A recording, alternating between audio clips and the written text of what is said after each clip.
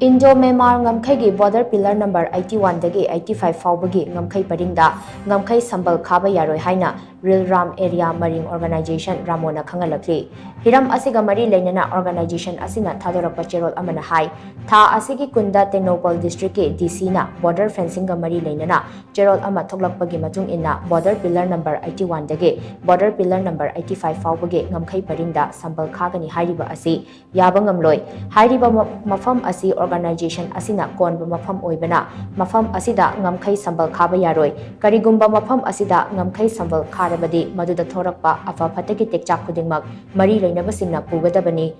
Myanmar gi irang amadi Manipur gi irang ginamada ngamkhei Sambal khanaba honariba asi khudakta lepkadabani haina organization asina thadorakpa cherol asina mari leinaba singi puming chingsilakli